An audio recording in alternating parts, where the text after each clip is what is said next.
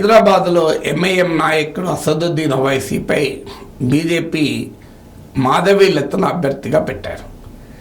వాస్తవంగా మాధవి లతకు బీజేపీతో పెద్ద సంబంధం లేదు. హిందూ స్పిరిచువల్ ఆర్గనైజేషన్స్తో కొంత ఎన్జిఓస్తో కాంటాక్ట్ ఉంటుంది. ఒక రకంగా ఆమె టికెట్ ప్రకటించాక బీజేపీలో చేరారు. బీజేపీలో చేరి హిందుత్వ అగ్రెసివ్ హిందుత్వ లాంగ్వేజ్ మాట్లాడుతున్నారు. ఇటీవల శ్రీరామనవమి సందర్భంగా కూడా ఆమె ప్రొసెషన్లో కొన్ని చిత్రాలు వివాదాస్పదమయ్యాయి, మతభావాలను రెచ్చగొడుతుందన్న విమర్శలకు కూడా ఆమె ఎదుర్కొంది. మాధవీలతకు జాతీయ బీజేపీ నాయకత్వం కూడా హైప్ ఇస్తుంది, మోడీతో సహా. సో చాలామందికి అర్థం కాని అంశం ఏంటంటే, మాధవీలత అంత ప్రభావం చూపగలదా? మరి ఇంత అగ్రెసివ్గా మాధవీలతను బీజేపీ ఎందుకు ప్రజెంట్ చేస్తోంది? హైదరాబాద్లో బీజేపీ గెలిచే అవకాశాలు ఉన్నాయని చేస్తుందా? వాస్తవంగా రాజా సింగ్ లాంటి ఎస్టాబ్లిష్డ్ లీడర్స్ ఉన్నా కూడా మాధవీలతకు సీట్ ఇచ్చారు.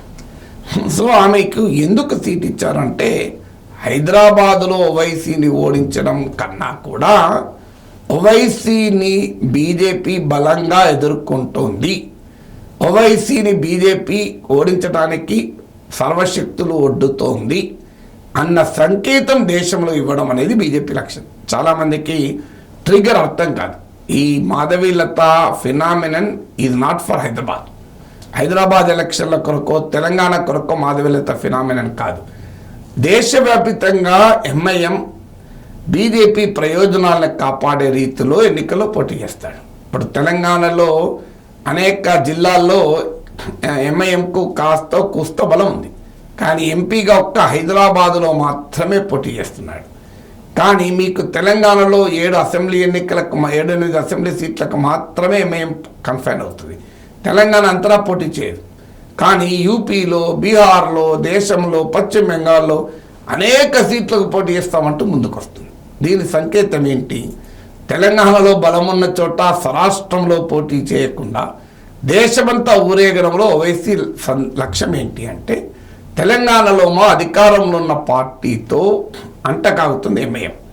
అధికారంలో ఉన్న పార్టీకి నష్టం కలిగించే పని చేయదు. ఎందుకంటే తమ హైదరాబాద్ కంచుకోటలో తన బలాన్ని నిలుపుకోవాలంటే ఎవరు అధికారం ఉంటే వారి అవసరం ఎంఐఎం ఉంటుంది. కానీ మరి దేశమంతా ఎందుకు పోటీ చేస్తుంది? మళ్ళీ దేశంలో ఎంఐఎం పోటీ చేయడం లక్ష్యం ఏంటి అంటే, ముస్లిం ఓట్లను తన వైపు తిప్పుకొని బీజేపీకి వ్యతిరేకంగా ఉన్న బలమైన ప్రధాన సెక్యులర్ పార్టీస్కి ఆ ఓటు రాకుండా నివారించడం. బెంగాల్లో తృణమూల్కి రాకుండా, ఉత్తరప్రదేశ్లో సమాజ్వాదీ పార్టీకి రాకుండా, ఇలా మహారాష్ట్రలో కాంగ్రెస్కు రాకుండా బీజేపీ ప్రయోజనాన్ని కాపాడుతూ ఉంటుంది. అందుకే ఉత్తరప్రదేశ్లో ఎంఐఎం చిన్న చితక బీసీ కులం పార్టీలను కూడా కలుపుకొని ఒక 4th ప్లేయర్గా, అంటే ఇండియా కూటమిలో కాంగ్రెస్, ఎస్పీ, బీఎస్పీ సెపరేట్గా, ఎంఐఎం సెపరేట్గా పోటీ చేస్తున్నారు. బీఎస్పీ, ఎంఐఎం రెండూ కూడా పరోక్షంగా బీజేపీ ప్రయోజనాలను కాపాడటానికే పోటీ చేస్తున్నారు. అలాగే అప్నాదల్లో ఒక వర్గం, అనుప్రియ పాటిల్ వర్గము ఎన్డీఏలో ఉంటే ఆమె సిస్టర్ వర్గము ఇలా ఎంఐఎంతో కలిసి పోటీ చేస్తున్నారు. ఆ రకంగా బీజేపీ వ్యతిరేక ఓటు చీలాలి అన్నది బీజేపీ లక్ష్యం.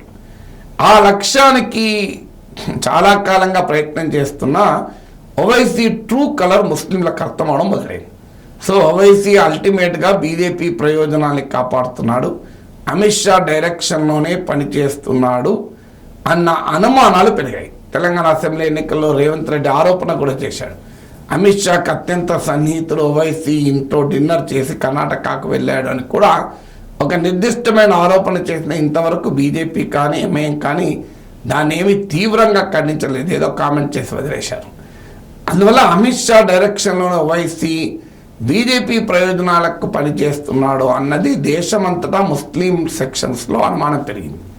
ఎంత దాకా అనుమానం పెరిగిందంటే అసలు ఓవైసీ కోటలోనే ఆయనకు ఛాలెంజ్ అయ్యేటువంటి పరిస్థితి మొదలైంది. అందుకే మీరు కర్ణాటకలో ఓవైసీ జేడీఎస్కు మద్దతు అని మాట్లాడినా అల్టిమేట్గా కాంగ్రెస్ పార్టీ వెనకాలే ముస్లిం ఓటు ర్యాలీ అయింది.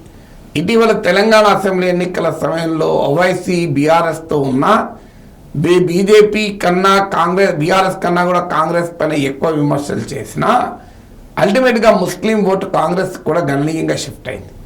సో లోక్సభ ఎన్నికల్లో కూడా ఓవైసీ ట్రూ కలర్ బయటపడుతున్న కొద్దీ ముస్లిమ్స్ ఎంఐఎంకు కాకుండా సెక్యులర్ పార్టీస్కు, మెయిన్ స్ట్రీమ్ పార్టీస్కు ఓటేయడం మొదలుపెట్టారు.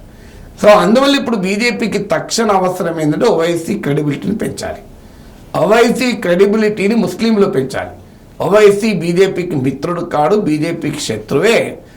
బీజేపీ అందుకొరకే ఓవైసీని ఓడించడానికి సర్వశక్తులు పన్నుతోంది అంటూ ఒక వాతావరణాన్ని ముస్లింల్లో కల్పించడం కొరకే ఈ మాధవీలత ఫినామినన్ వచ్చింది.